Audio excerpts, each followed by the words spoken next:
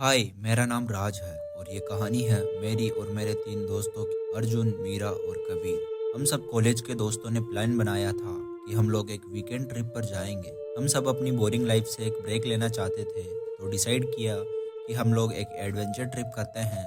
अर्जुन ने हमें सजेस्ट किया था कि हमें एक फॉरेस्ट एरिया में कैंपिंग करने के लिए जाना चाहिए, और वो यह कह रहा था कि यार जंगल की शांति, बॉनफायर और नेचर के बीच लाइफ फील करेंगे और थोड़ी बहुत शराब भी पी लेंगे। हम सबको ये आइडिया बेहद पसंद आया था और अगले ही हफ्ते हमने अपनी टेंट, फूड सप्लाईज और टॉर्चेस लेकर निकल पड़े जंगल की तरफ। और मैं बता दूं, ये जंगल हिमाचल के पास था, शांत और isolated, and it was the perfect get away for us.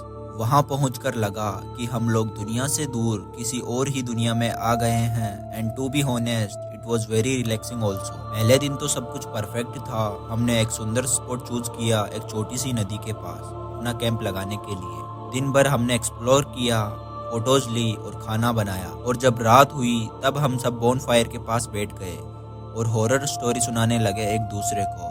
Kabir काफी हंसी मजाक कर रहा था और अर्जुन एक पुरानी चुड़ैल की कहानी लेकर बैठ गया था हमें सुनाने के लिए। ये जंगल के अंदर एक काली छाया रहती है, अर्जुन ने कहा अपनी आवाज को सीरियस बनाते हुए। लोग कहते हैं कि जो उससे मिलता है वो कभी भी वापस नहीं आता, और वो आत्मा अभी तुझे यहाँ से उठाकर ले जाएगी।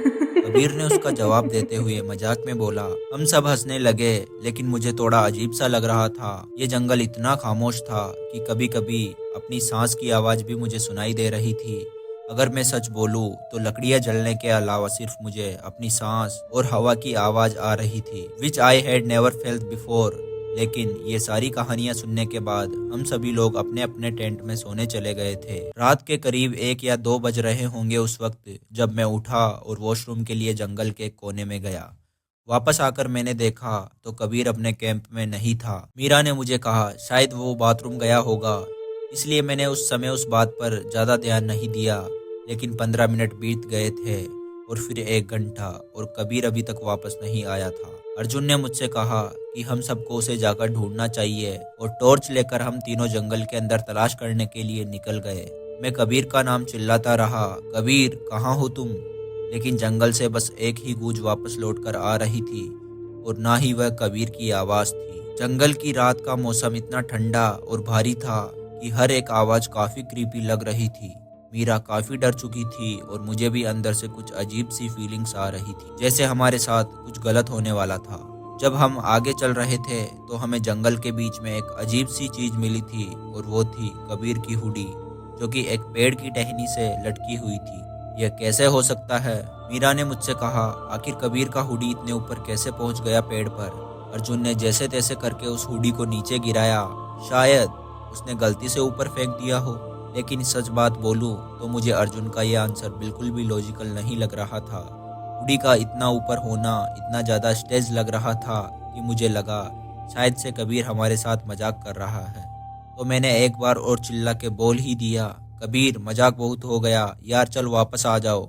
लेकिन दोबारा से वहां सिर्फ एकांत था और कोई भी आवाज वापस नहीं आ रही थी। हम लोग धीरे धीरे करके आगे बढ़े और एक खुली जगह पर पहुंचे।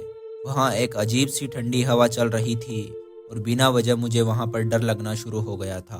तभी मीरा ने पेड़ के पीछे कुछ देखा। राज, वो क्या है? उसने मुझे धीमी आवाज में कहा।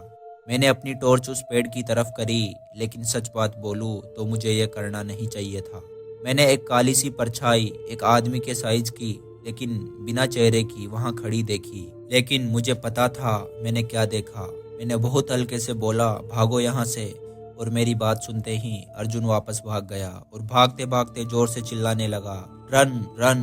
भागते हुए मुझ में बिल्कुल भी हिम्मत नहीं हो रही थी पीछे देखने की, लेकिन आई कुड स्टिल फील कि वो छाया हमारा पीछा कर रही थी। मेरी धड़कनें बस बढ़ती ही जा रही थी, और सिर्फ अपने कैंप के पास पहुंचने पर ही मेरे पैर रुके थे।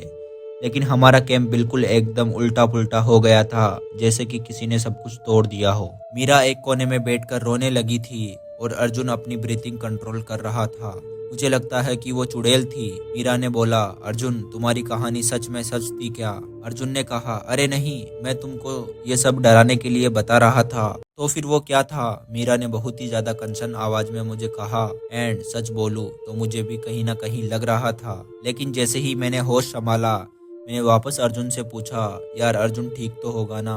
मुझे उसके लिए बहुत ज्यादा चिंता हो रही है। रात भर हम कैंप के दायरे में बैठे रहे। जैसे तैसे करके मैंने लकड़ियां जमा करी थी और आग जला दी थी। और सच बताऊं तो रात में यही आग हम तीनों को थोड़ा सा हौसला दे रही थी।